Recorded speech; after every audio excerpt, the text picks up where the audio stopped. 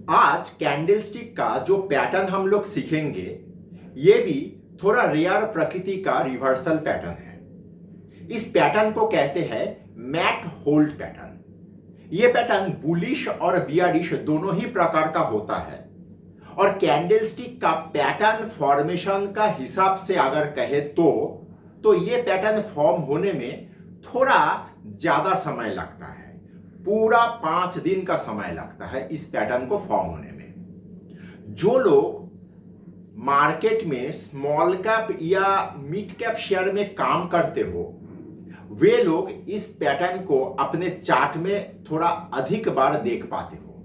Normally ये large cap share में बहुत अपीयर नहीं होता है।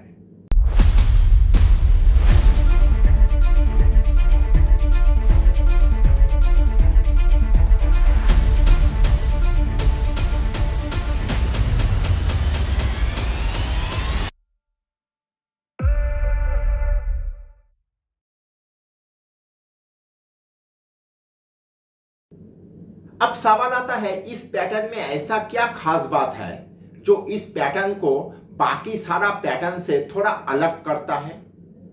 जहां तक मैं कैंडलस्टिक को पढ़ पाया उस हिसाब से कहे तो यह पैटर्न डिफेंस तोड़ने वाला पैटर्न है। आप लोग जो लोग फुटबॉल नियमित रूप से देखते हो आप लोग जानते हो कि फुटबॉल में एक चीज होता है जिसको कहा जाता है फ्री किक। फ्री किक में हमेशा ओपोनेंट टीम का बॉक्स के सामने 2 या 4 या 5 फुटबॉलर एक वॉल जैसा बनाता है। खास करके Latin American football team free kick लेने के समय बहुत छलावा करता है। मतलब कोई एक खिलाड़ी शॉट लेने के लिए भागता है लेकिन वो मिस कर जाता है और जैसे ही मिस करता है सामने जो वॉल में जो खिलाड़ी खड़ा रहता है वो लोग सोचता है क्योंकि रिफ्लेक्स का बात है कि अभी शॉट ले लिया तो वो दीवार खुल जाता है और कोई दूसरा आदमी आके शॉट लेके गोल बनाता है। आप लोग थोड़ा आंख बंद करके सोचो फुटबॉल में फ्री किक में इस तरह का चीज होता है। इस पैटर्न कहीं ना कहीं मैं जब भी देखता हूं तो मुझे इस पैटर्न के साथ फुटबॉल का ये फ्री किक का छलावा जैसा चीज नजर में आता है। तो चलिए एक बार क्लासरूम में जाके इस पैटर्न को बढ़िया तरीके से समझते हैं और ये भी समझते हैं कि फ्री किक के साथ इसका सच में क्या कोई संबंध जोड़ा जा सकता है। नमस्कार, मैं विपुल और अर्थशास्त्र में आप सबका स्वागत है। अगर आप लोगों को टेक्निकल का एनालिसिस सॉफ्टवेयर डेटा संबंधित किसी भी जानकारी का आवश्यकता है तो आप स्क्रीन में दिए हुए इस नंबर पे हम लोगों के साथ संपर्क कर सकते हो। हम लोगों का 20 साल का अनुभवों का फायदा उठाइए। मैं जैसा कि आप लोगों को कहा कि ये पैटर्न दोनों ही प्रकार का होता है, बुलिश और बियरिश।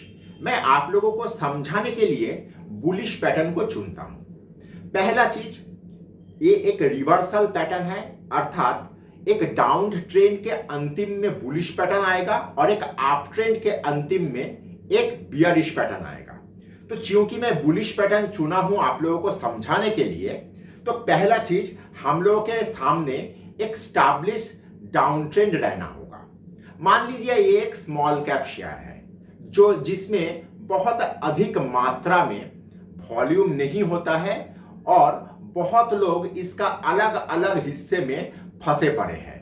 जैसा कि हाल फिलहाल में हम लोगों के साथ पिछले 6-8 महीने में स्मॉल कैप शेयर का जितना बड़ा गिरावट हुआ उसमें बहुत अलग अलग स्तर में अलग अलग लोग फंस के पड़े हैं। अब सवाल आता है यहाँ पे ऐसा क्या खासियत हम लोगों को नजर में आएगा। अचानक से आप लोग देखेंगे एक दिन एक बहुत बड़ा व्हाइट कैंडल फॉर्म होता है। स्मॉल कैप शेयर में अचानक से ऐसा स्पार्क आता है ना, आप लोग देखे हो। होता यह है जैसे ही इसमें ये एक बड़ा आकार से काफी बड़ा चार्ट में नजर आए तो इसको बहुत ही अधिक मात्रा में बड़ा दिखाई देता है। तो ऐसा एक व्हाइट कैंडल जब आ जाता है तो होता यह है कि ये जो डाउन ट्रेंड में अलग अलग हिस्से में जो अलग अलग लोग फंसे पड़े हैं इन लोगों में अचानक से एक उम्मीद के किरण जाग जाता है कि चलो शेयर चलना स्टार्ट हो गया, अच्छा हुआ, अब हम लोगों को मुक्ति मिलेगा। देखिए जब 100 रुपया में लिया हुआ शेयर 40-35 रुपया भाव हो जाता है तब लोग उस पर प्रॉफिट करने का बात नहीं सोचता है, तब वो लोग वहां से मुक्ति मिले उसमें ही संतुष्टि कर लेता है। तो लोगों में ये होता है, छोटा व्यापारी लोगों में इस तरह का चीज देखा जाता है। तो अचानक से इतना बड़ा एक व्हाइट कैंडल आ गया तो लोगों में बहुत बड़ा उम्मीद आ गया। अब क्या हुआ, नेक्स्ट दिन का कैंडल ऊपर में खुला, एक ऊपर में खुला और यहां पे एक ऊपर में खुल के नीचे आ गया, एक छोटा आकार का ब्लैक कैंडल फॉर्म हुआ। तो एक मायूसी आ गया कि देखो शेयर चलना स्टार्ट हुआ लेकिन चला नहीं, ऊपर खुला, गैप अप होके ऊपर खुला लेकिन नीचे आके क्लोज हुआ। लेकिन दूसरा कैंडल का रियल बॉडी बहुत बड़ा साइज का नहीं होगा, खास करके पहला जो व्हाइट कैंडल फॉर्म हुआ उसके तुलना में तो बहुत ही सामान्य, बहुत ही छोटा लगेगा।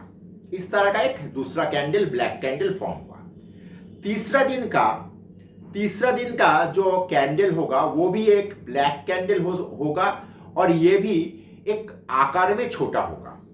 यहां पे मैं कहना चाहता हूं, मैं आप लोगों को शुरू में ही कहा कि एक 5 दिवसीय पैटर्न है और 5 दिवसीय पैटर्न यहाँ पे कोई हार्ड एंड फास्ट रूल भी नहीं है। बीच में ये जो कैंडल फॉर्म हो रहा है, कभी कभी यहाँ पे आप लोगों को 2 भी मिल सकता है, 5 भी मिल सकता है, 4 भी मिल सकता है। लेकिन एज ए होल अगर कहे तो ये जो दूसरा कैंडल ब्लैक कैंडल फॉर्म हुआ, ऐसा हो ही सकता है कि तीसरा कैंडल ब्लैक कैंडल ना होके एक व्हाइट कैंडल आ जाए, ऐसा हो सकता है। सिर्फ इतना यहाँ पे हम लोगों को देखना होगा कि दूसरा कैंडल का हाई और लो को नजर रखिए और तीसरा कैंडल का हाई और लो को नजर रखिए। तीसरा कैंडल का हाई दूसरा कैंडल से नीचे आएगा और तीसरा कैंडल का लो दूसरा कैंडल का लो से नीचे आएगा। इस प्रकार का चलता रहेगा।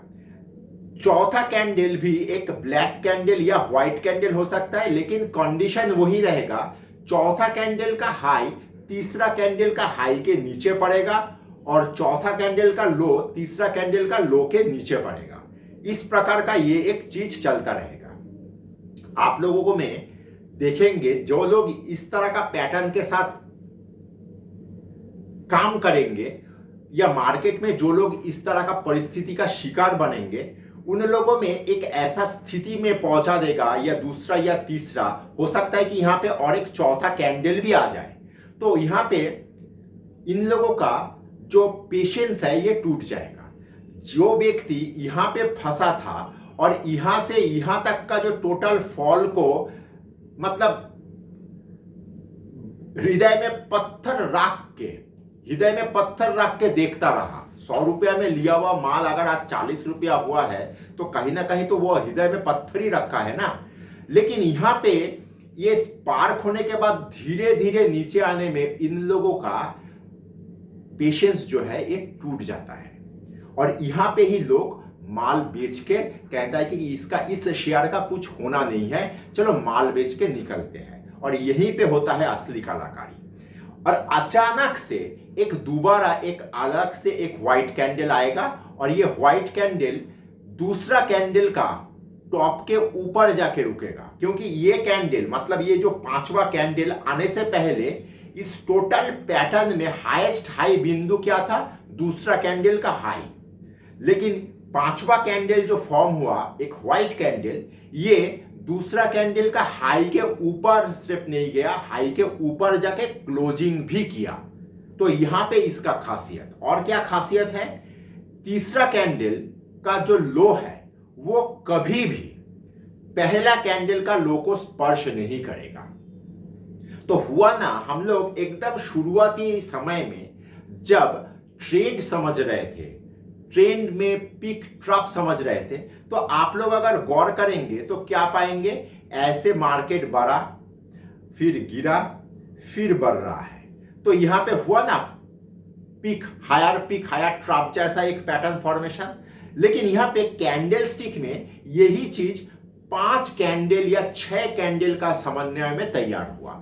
दोबारा कह रहा हूं, ऐसा कहीं पे भी हार्ड एंड फास्ट रूल इसको ना समझे कि बीच में आपको 3 ही कैंडल चाहिए होगा।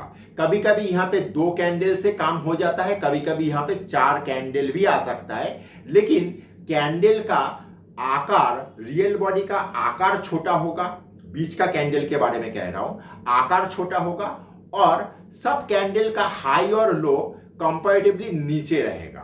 यही है इस पैटर्न का मूलभूत आधार। यहाँ पे इस चीज को हमेशा हम लोगों को गौरपूर्वक देखना चाहिए। हो सकता है कि यहाँ पे बीच में 4 कैंडल आया, 4 में से 1 कैंडल व्हाइट कैंडल हुआ, बाकी 3 ब्लैक कैंडल हुआ, हो ही सकता है। लेकिन हाई और लो का रिलेशन को हम लोगों को बहुत गंभीरता के साथ देखना होगा।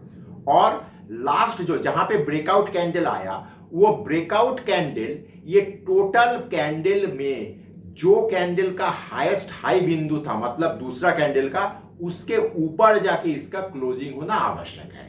जहां तक यहां पे आपको इस सारा चीज मिल गया तो आप लोग समझ लीजिए यहां पे मैथ होल्ड पैटर्न अपना काम स्टार्ट कर दिया। अगर वीडियो आप यहां तक देख चुके हो तो कृपया लाइक और सब्सक्राइब करिए और दोस्तों के साथ शेयर करिए, क्योंकि खुशियां और ज्ञान बांटने से बढ़ता है। ये जो पैटर्न हम लोग अभी सीखे, मैथ होल्ड पैटर्न, ये पैटर्न स्विंग ट्रेडर के लिए बहुत काम का पैटर्न हो सकता है। दूसरा बात, ये पैटर्न आप लोग frontline stock, blue chip stock, index stock, ये सब में ये सब पैटर्न ढूंढने का प्रयत्न मत करिए।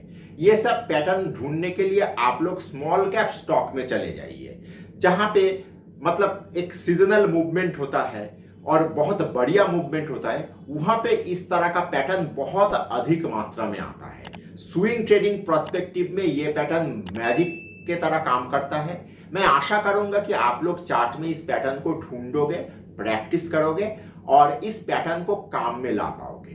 धन्यवाद।